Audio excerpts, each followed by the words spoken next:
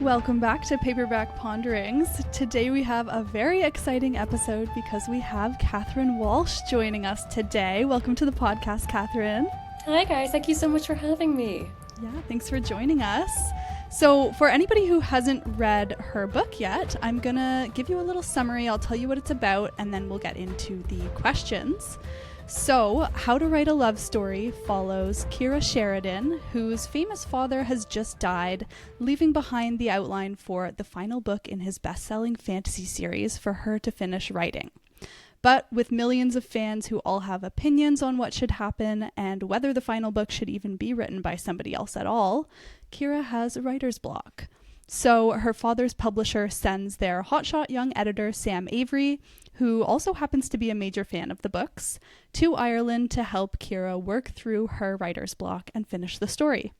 Only when he gets there, he is frustrated to find that she has nothing written yet. And not only that, but she also seems set on avoiding him and making their working relationship harder than it needs to be. But the more time they spend together, the more they start to find their way, and the more those lines between editor and author start to blur. So, Catherine, can you tell us a little bit about your inspiration behind the story? Yeah, I mean, I always say my inspiration is so boring because I literally, so this is my sixth novel, and I wanted to write about writing. That was all it was. And then to be a very pretentious sounding author right now, I just had an image in my head of Kyra's house. So the house plays a huge part of the story. And I really did have this sort of image of a house. And it all kind of came from there. I knew I wanted to write about writing. I worked in publishing. I wanted to write about the publishing industry. And then you just kind of let the story sort of come from that. So, I mean, I started writing it years ago. And then other books got pushed to the front. So it was so lovely finally getting around to it. But yeah, that's how it happened. I knew I wanted to just explore that for my own fun. Was it kind of like a bit of a venting to be able to write about publishing after you worked in publishing? It was. I mean, that was probably I get asked a lot of questions about the writing side of things, but I had more fun writing the publishing side of things, because people in publishing love to vent and we love to gossip. So it was not to get too like inside baseball, but it was nice to put in some jokes, some pointed remarks about that and show publishing hopefully kind of truthfully as well, because it's a strange and wonderful industry for sure. Yes, it definitely is. And so Kyra's writing process and working through writer's block and stuff was a major part of the book, obviously. Can you tell us about your process? Did you have anything in common with her? Are you a midnight writer as well? I have nothing in common with her. And that was actually like purposeful because I knew everyone would be like, oh, you're right. Like, that's how you do it. I'm like, no. Maybe in like her, she's quite chaotic and quite last minute, which weirdly is me. I am very fortunate. I've never had writer's block. I write quite fast. I'm a very, very messy drafter. So, you know, when authors like show their like spreadsheets of what happens in chapters and beat, but no, none of that, nothing. I don't know what's going on at any one point. I just have, I mean, I could turn my camera around, I will not, and show you the absolute mess of my desk right now. It's just post-it notes and ripped off like legal pads. It's nuts. So I'm very, very messy. To me, that is the fun of it. That is the creative part of it. I love that. I really love that. I'm so free with it. And thankfully, I've also gone through it enough times now that I trust myself to get to the end, because I'm in the final stage of edits for my next book in 2027, and like it's so different. Like it's so different to the first draft that I gave in. So I know things will change, and it's all part of the process. But I'm very, very messy. I'm also not a night person at all. I am in bed at 8 o'clock if I can manage it. I'm like, let's go. Love to sleep, love to be in bed. So definitely a morning person. Thankfully, now that I write full time, like when I was working full time, I had to write where I could, lunchtime, evenings. But yeah, messy drafter, and then weirdly I go like a complete 180, and I go from being blah blah blah blah blah blah blah blah to every single word I read like 25 times because the rhythm and how language sounds is really, really important to me. So that's when I start to like lose my mind a little bit. To like when the stage I'm in now. I don't know if you can tell. But I just read it constantly over and over and over again to the point where like I'll know it off by heart. I hate clunky writing, so I really, really try and smooth it all out a bit. So yeah, it goes from just putting any kind of word on a page to like mining for diamonds. It's a hard process, but it's a process that works for me. Everyone is so different. What was your journey from, you mentioned something which I think is really interesting because I think sometimes people who start on the process of writing never get to that end. And you said, I trust myself to finish the novel. I trust myself to see it through, to get to the other side. What was that like personal journey for you? Did you have a few false starts in the beginning, ones that were like half baked, and then, because of, it sounds like you were working full time as you were starting your author journey, like what was that personal journey of like beginning to trust yourself that you would get to the end? Oh, girl, long girl, I like, ooh, I was weird. So I mean, I started writing as a teenager. Um, and it was very freeing. My parents got me a laptop and I just wrote because back then, unfortunately now with social media, I think a lot of writers starting out are focused on publishing. Back then, I didn't know how, like, I wasn't thinking about that at all. I was just writing for the sake of writing because it was fun. And then in my early 20s, I decided to write a book because one day I would be published because that's what everybody thought would happen with me because I was always the girl who wrote. But I didn't think, oh, I'm going to write a book. I'm like, now I'm going to practice because I am type A. So I spent years practicing. And by practicing, I mean, I was just writing what came into my head. And I would go from story to story and I would just do whatever I wanted. But I could never get past like 10,000 words, which I could probably do in a day now. But like, I didn't know how to keep up the story. I didn't know how to do it. And it was actually NaNoWriMo, National Novel Writing Oh, Month. And I did yeah. that when I was 21, 22, and I got to 50,000 words. And then I finished that book. It was terrible. It was like a YA fantasy. And think of every YA fantasy you ever read, and then think of like an exact copy of that. And that's what I did. Very bad. But when I finished that, I was like, oh my God, I can finish it. I can do this. I can do that. And that was amazing. My first published novel was my fourth or fifth finished novel. It took me a Oh, while to get here. And then because the way I was published, I was publishing 2 books a year for my first few years while working full time. And you just have to, you just have to go. So it was a very stressful time, but it was kind of a great like schooling because you just had to get through it. And because I did that, now I'm much more confident in how I can write, how I can edit, which is almost more important than the writing bit. But I'm someone with huge imposter syndrome, and I panic, I overthink things all the time, but I've done it before and I can do it again. I know that now, but it took me, I would say, about 10 years of seriously writing to get to where I am now. Like it took a while. And I wow. do worry about the people who are sitting down to write for the first time and already thinking ahead to being a published author and da, da, da, da, and like no, it's messy and it's every journey is different for every writer. That's one Yeah. thing that we've like kind of started to gather as we've been meeting all these different authors from different backgrounds. Like there's no straight shoot line No, Hmm. no, to not at all. this. It's very chaotic and messy. Yeah. And sometimes there's setbacks and sometimes, a And character you love has to go or a book that you have poured yourself into never sees the light of day.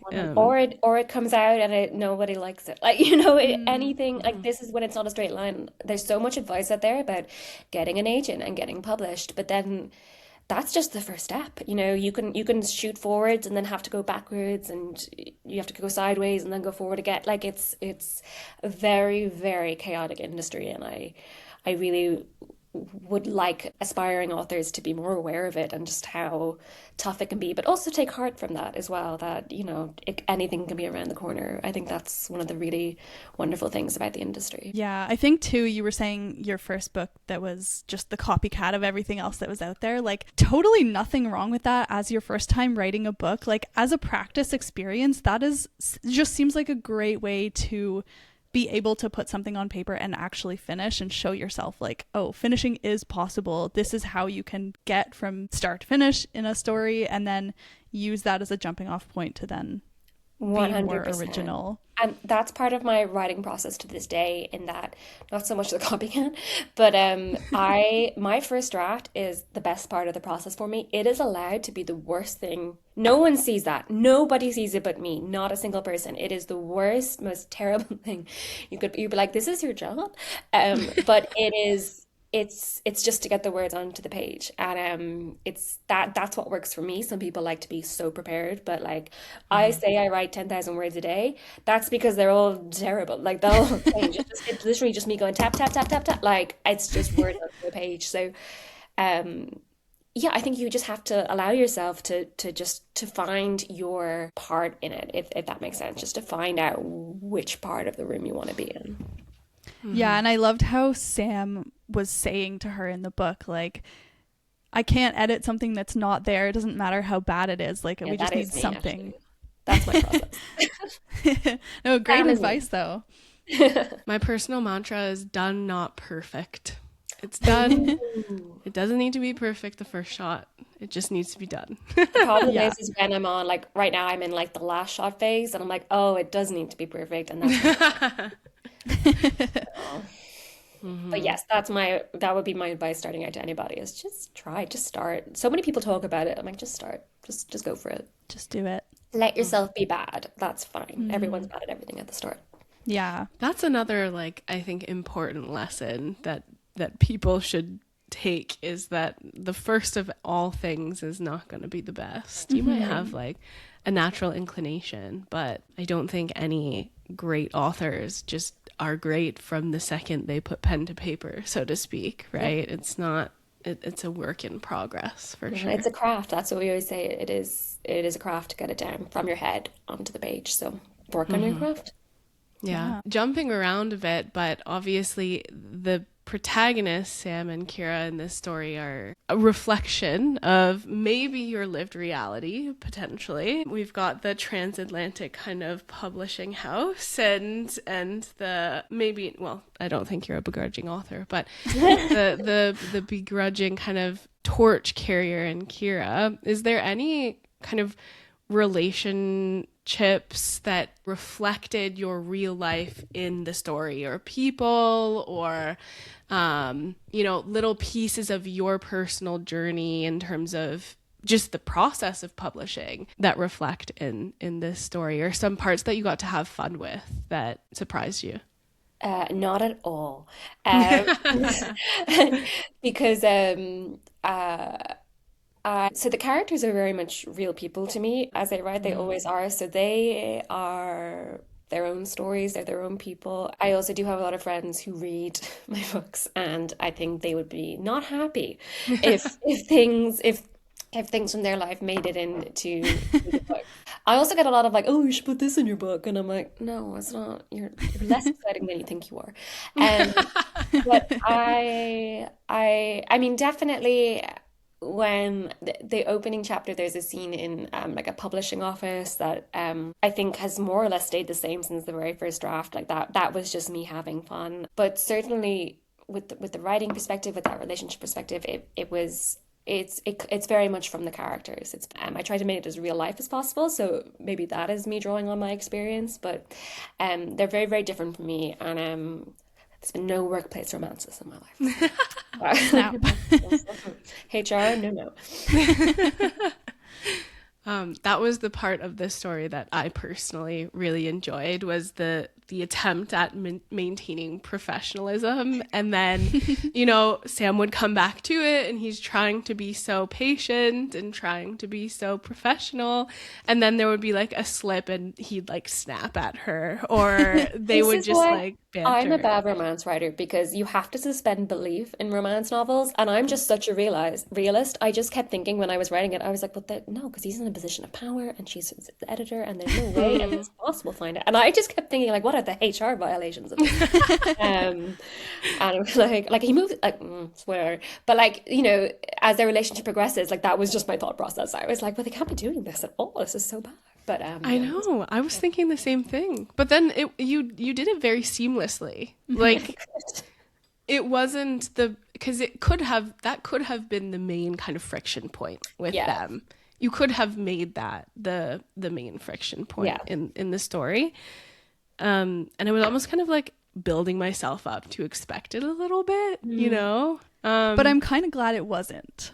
Me I think too. it must have been there in the earlier drafts, and it was just boring to me, maybe. But I think it was like because it's so. I mean, it makes sense, right, that that would be the thing. But then apparently you have to have plot, so I had to like, do something else. But like, yeah, I think it was definitely there. But yeah, that was my main concern writing it. I was like, oh God, you can't do that. Is this allowed? I'm glad it works okay. Oh, This is so definitely. unreal. This is never gonna happen in real life. So did you have a favorite character to write? I always love my side characters. I find side characters very easy to write because they don't have to have like, major life things going on, so they can be funny and weird. And I love writing them. And I know readers usually like them too. And I try and make sure every side character feels like they could have their own book, but I just get to have fun with them. But then saying that Kira was very difficult to write. I think she's my can't think of another word, so I'm going to say deepest character. There's just so many layers to her. So even though it took me a few drafts to figure her out, I loved who she became, and I really enjoyed professionally that process of getting to that stage with her. I really, really liked her. In the moment, it was not fun because I was just like, "Who are you?" It was really, really hard to find her. So when I finally kind of unlocked her, that was really amazing for me, and I'm really proud looking back at her. So I love when I'm just able to write some jokes, but then from a professional aspect, she was so interesting to write. And figuring her out, it was great. Yeah, she's a really great character. I liked how she didn't feel like the archetype of the rom-com female main character. You do see a lot of repetition in the personality, and Kira felt like a very unique character. She was fully herself. She's has that tough exterior kind of thing. She's guarded against the world, but once you get to know her, she's very loyal and Yeah. just a really great character. And also with her whole struggle between loving her father and being proud of him and loving his books, but also feeling like they took something away from her in her relationship with him, and for her own career as a writer too, and the way the fans affected that. How did you tap into that? It was really difficult because she was much meaner, I think, in the first draft. And I wanted to write a mean character, but she had to soften up. We still had to like her, that this is the thing. But my main worry with her was two things. It was the grief aspect, and then I didn't want her to be just complaining all the time, which really is a worry. So, I mean, with the grief, it had to be real because that's the whole point, and that helps you understand her. But it also is still very much a romantic comedy, and I take comedy very seriously, as I always say. So I didn't want it to be a sad book. I didn't want to trick readers into thinking they were reading something else. So it had to be a part of her, but not completely her. And then her misgivings had to be bad enough that we understood her, but not too much that you're just like, okay, just get over it, babes. Like, come on. So that was really difficult. It was really, really hard to do. And you're trying to balance that with. So I wanted the people around her to also be frustrated, but also care about her. And it's sort of for readers to be aware we're seeing possibly the worst version of her. She's going through the worst time in her life right now, and this is the version we're seeing. And for her to sort of come out the other side while not being a completely different person, still worried, still nervous, still grieving, but stronger and changed in a way. So, but I can't emphasize enough how she was the part of the novel that I had to work on the most. She wasn't easy, and just trying to get her down right. So surrounding her with funnier characters to lighten it up, and to show, I think, as well in her world how the other members of her community and her friends and people loved her. And okay, well, if all these people love her so much, there must be something about her worth fighting for. So yeah, she was a messy character to write, but all the things in the book are hopefully part of who she is. Definitely, yeah. Yeah, I was thinking like the community that you created around her and the different characters within that community and the different scenes that we got to see with those folks were some of my favorite parts, actually. And they did, to your point, create this like credibility for Kira in my mind. Like she didn't break things so bad that she had to repair anything. Everyone was on the same page and understood, you know, who she was, what she was going through, her origins, and who she is, like what her character is. So to see them constantly showing up and forgiving him kind of bought some credibility for the reader, I think. Glad to hear that. And then also just the sense of community that you get by the end of the novel. I'm almost like, I want to go back to Carrick West. Yeah.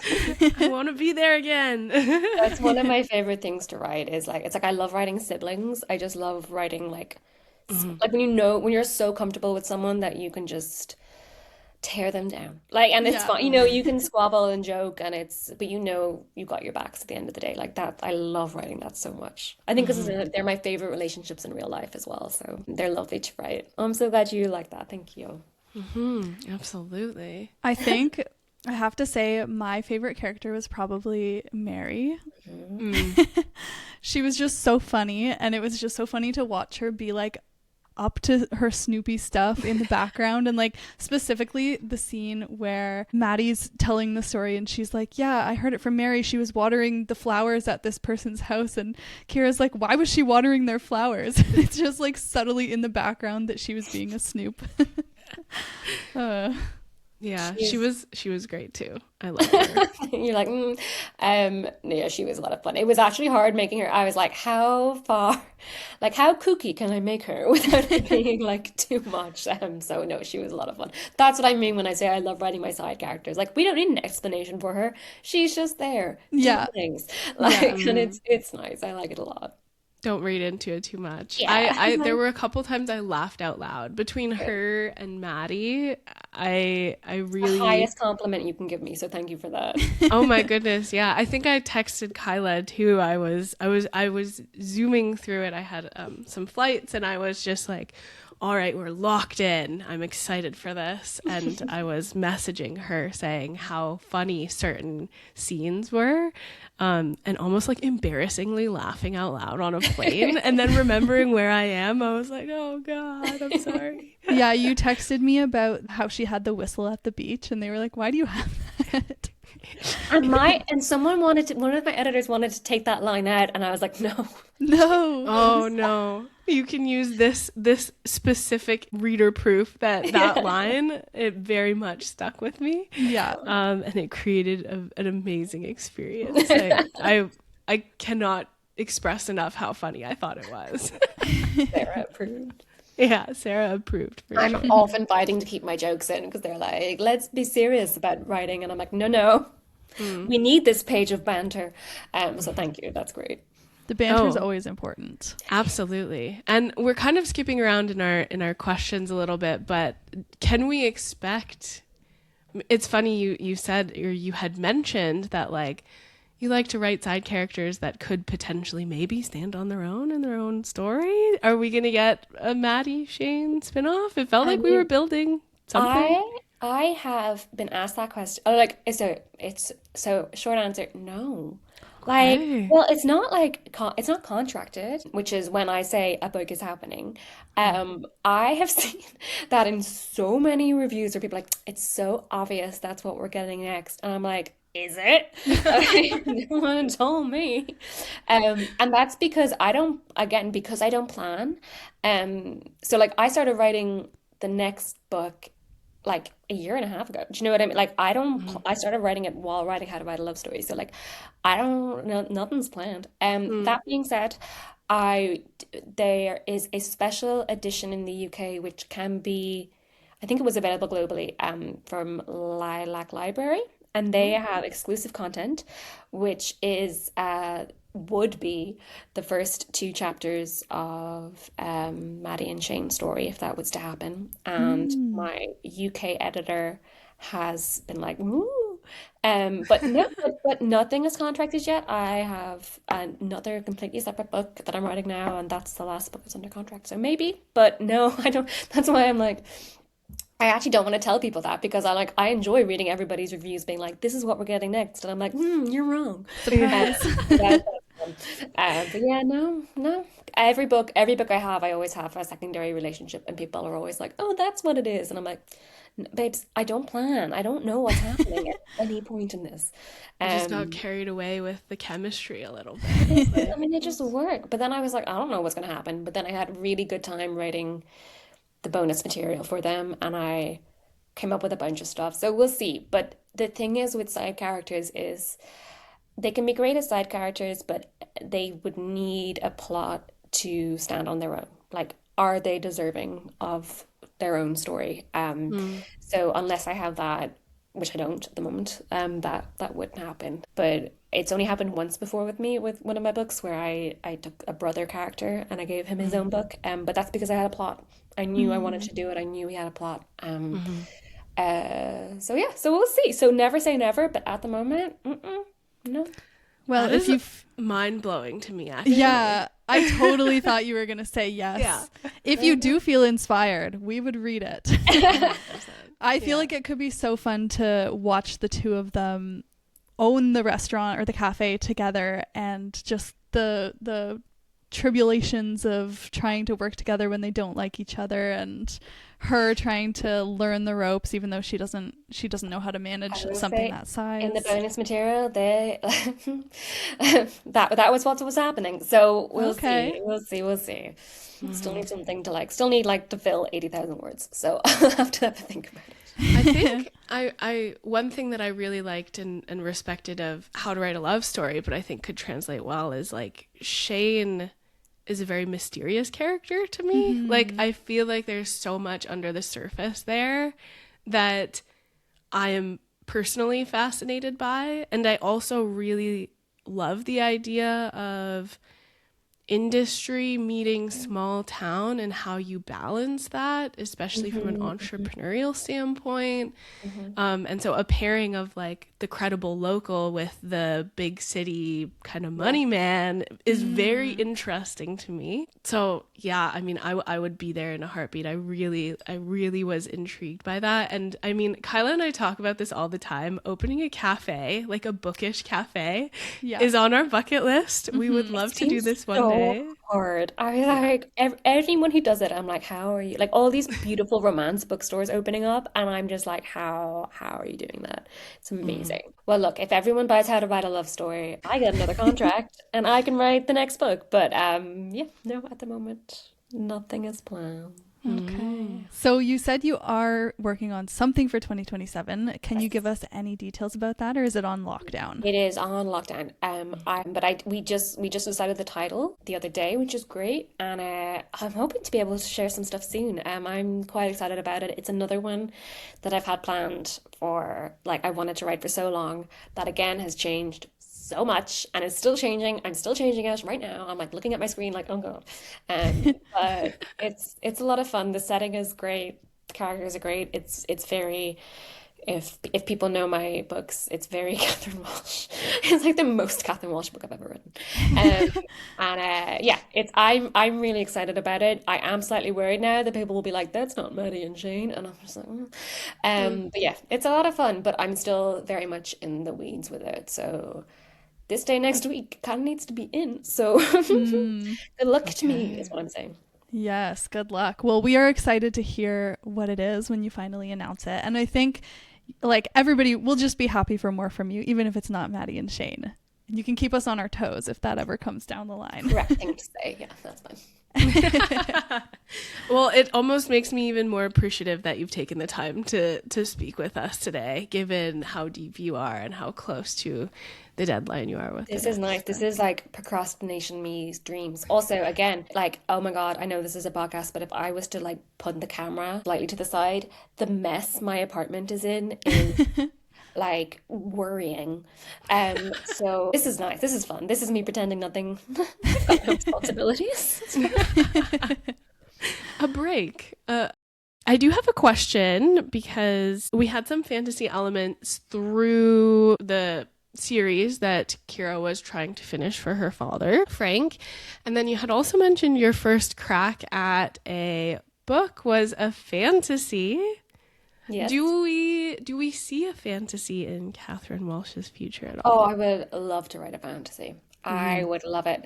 The problem is now time. I have no time. And then my imposter syndrome. So I no, I don't mind saying at all that I am writing one. But that's because I've been writing it for years. And I've told my agent about it so many times. And I've been like, January, I'm gonna get you a first draft by January. And then it's like early February, and I'm like, June.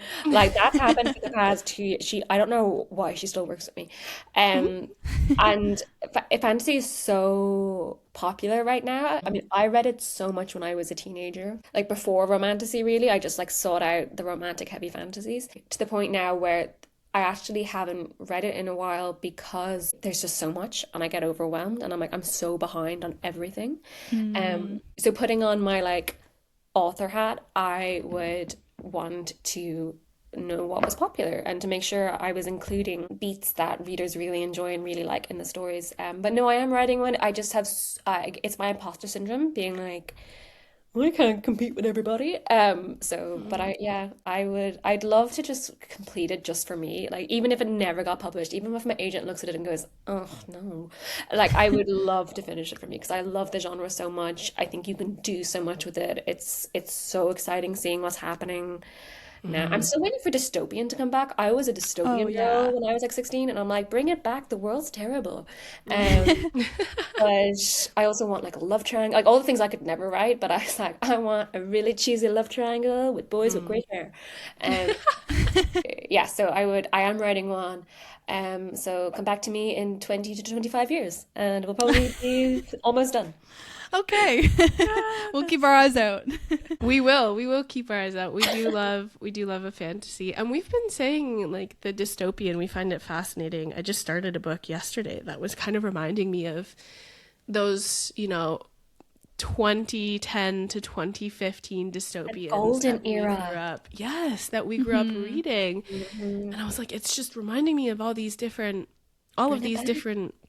dystopians that I grew up and loved.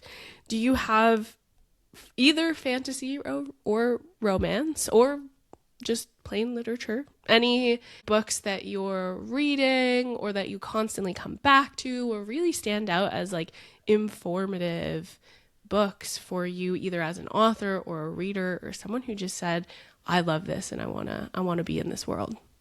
I Well, I don't want to be in the world of the book I'm reading now because it's about the Titanic. Oh. Um, they like spoiler alert, does not end well for them. I read very widely, but I read very little these days because I am amazed at the authors who can continue their reading. I mean, I used to read like a book every 2 days when I was not writing.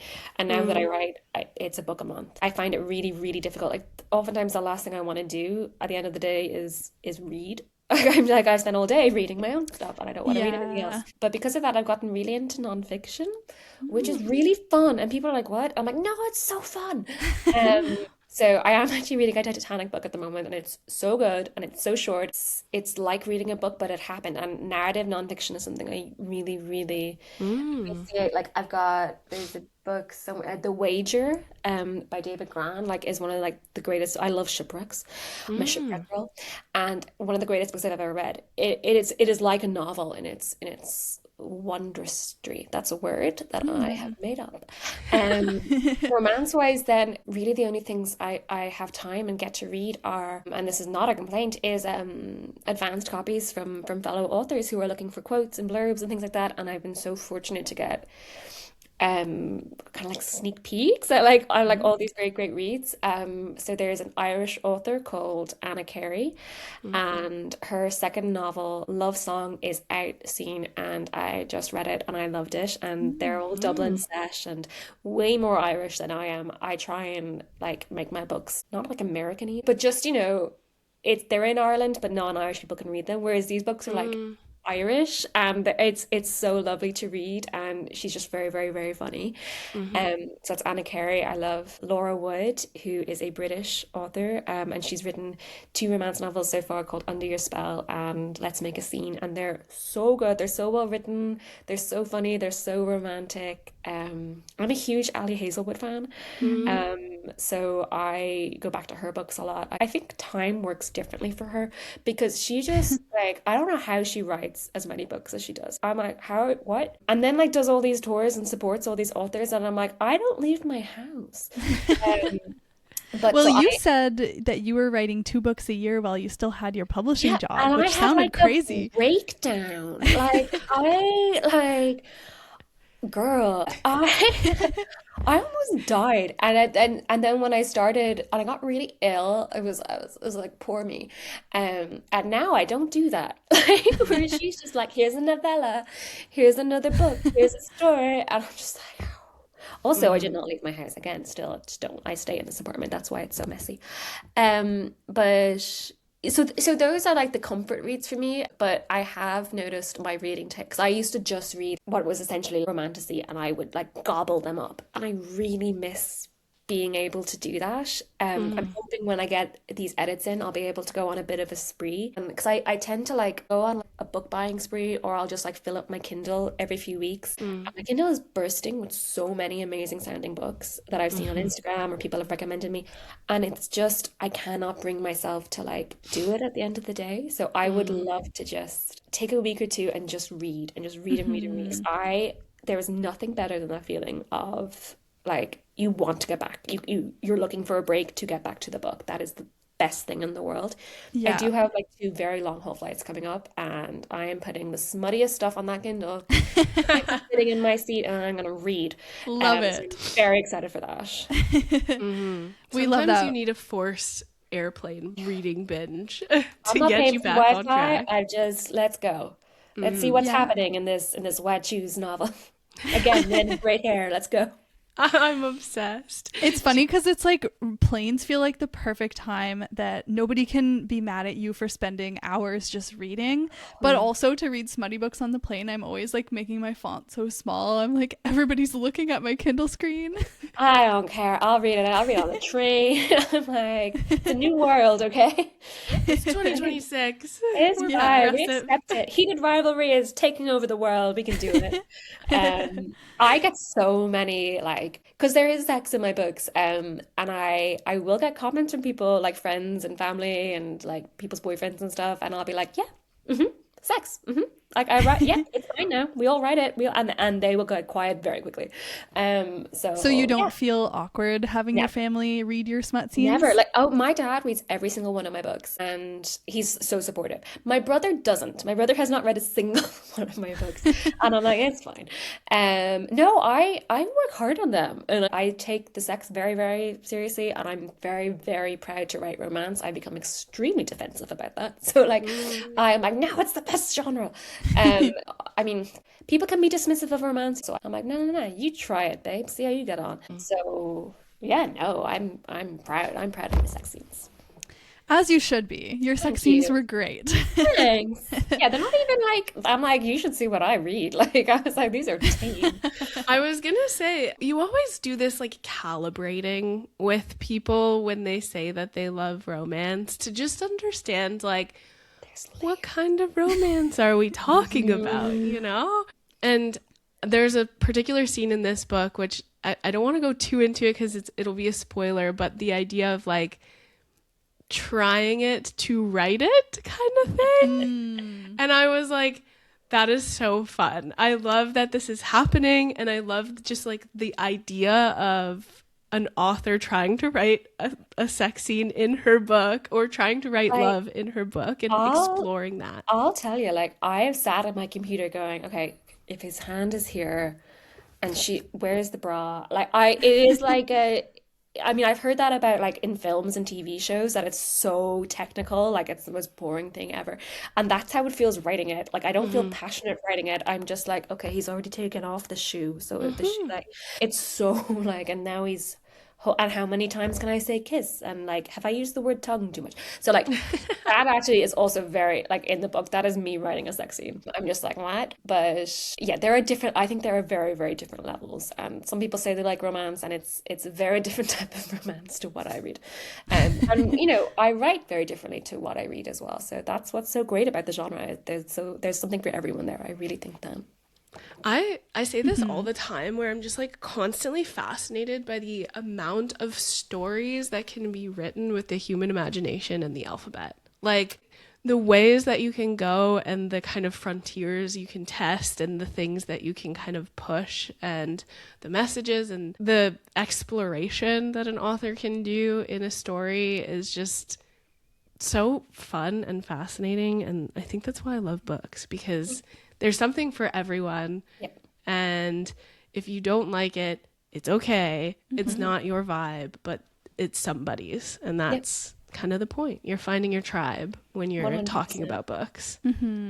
And with like you mentioned just how you're defensive and passionate about and proud to be a romance author, and I just love that because romance, I respect it so much, because when I think about like I would love to write a book myself, but I'm like, romance authors are so good at diving into a character study, and you have both of the main characters are overcoming their own personal difficulties and things. They're having their own growth journey, but then also how you intersect two people's lives to show an authentic love story. Like, I just don't even know how you do it.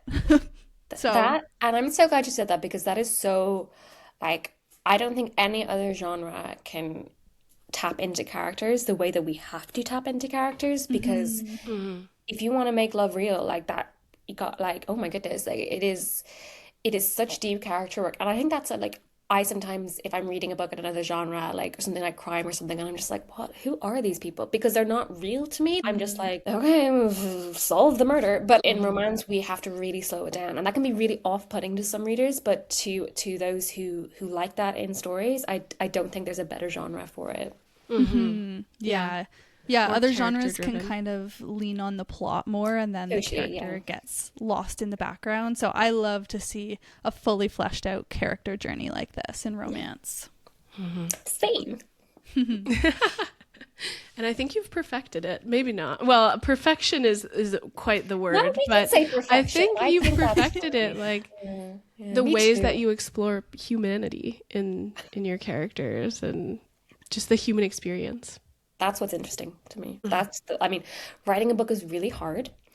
Not to put you off, Kyla. It is really, really difficult and it is not fun more often than it is fun, but that's the fun bit. It is, you know, working on that and going through that and experience and exploring that. So yeah. My final question, because you mentioned why choose, and I'm a big fan of a why choose.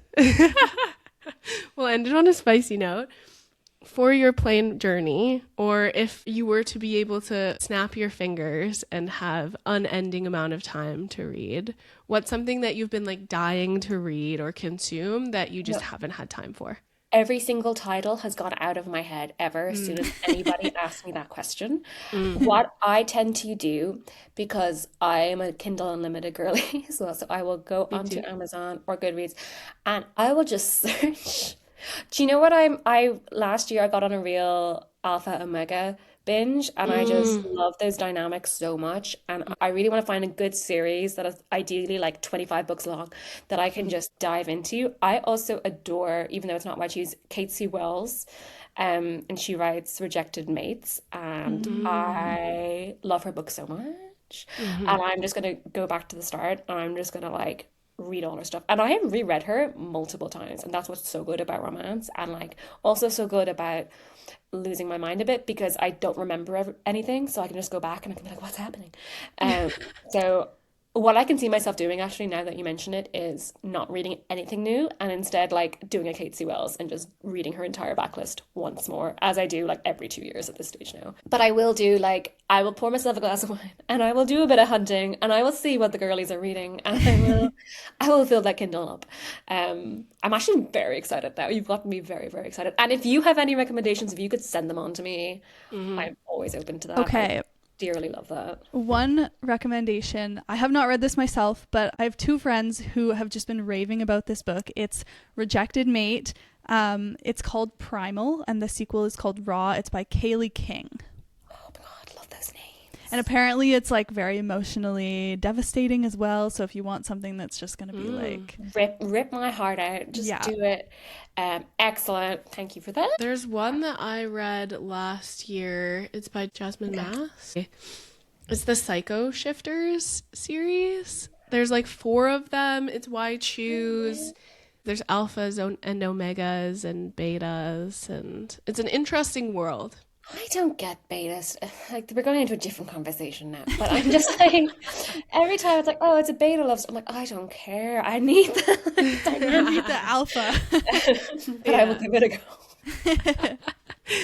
Yeah, it's interesting. I think I dropped off for like nothing about the series, but just I had to get to other things. But I dropped off around the 3rd book, and it was going in directions I did not expect. And when a book goes in a direction I don't expect, I'm always pleasantly surprised and intrigued because as long as it never deviates from like the promise of what you know what I mean? What you're there for. Yeah. So Jasmine Mass does do that. She's good at like dangling the carrot and keeping you just a little bit on the edge of your seat and not quite getting the satisfaction. I love instant gratification. So I'm going to try everything because I am a brave reader and I keep an open mind when it comes to my smut. So I will do my best. I'm so excited. Worth a shot. It's worth a shot. But I'm gonna put these on my computer and I'm gonna be like, if you finish these edits, you get to read these.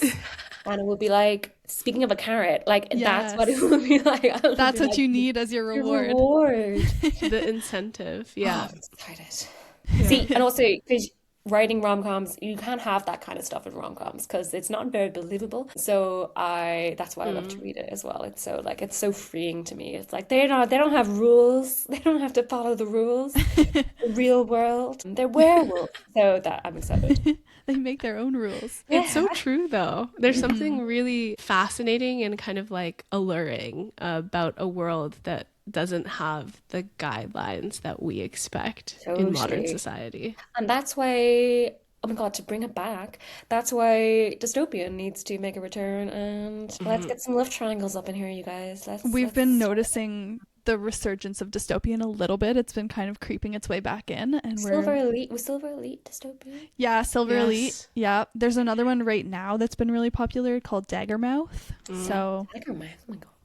That one's been everywhere. I do worry that maybe the world is just like too dark at the moment, and that's why we're like, we don't need more darkness. And it's like, yeah, fair. I want 2011 back. Do you know what I mean? I want the golden era of my publishing back. Yep. Yes. Yep. We agree. We agree wholeheartedly. And the movement starts here, you guys. We are pioneers of the dystopian resurgence. Thank you so much, Catherine, for joining us. It was such a pleasure to have you, to learn more about your process and your story and your journey, and have you kind of solidify yourself as an auto-read author for us. Like, we really enjoyed this story. We really appreciate the time you've taken to spend with us today. And yeah, we wish you all the best, and we will be eagerly awaiting and watching your journey as you continue to grow in your field. Thank you so much for having me, you guys. It was such a lovely time to talk to you.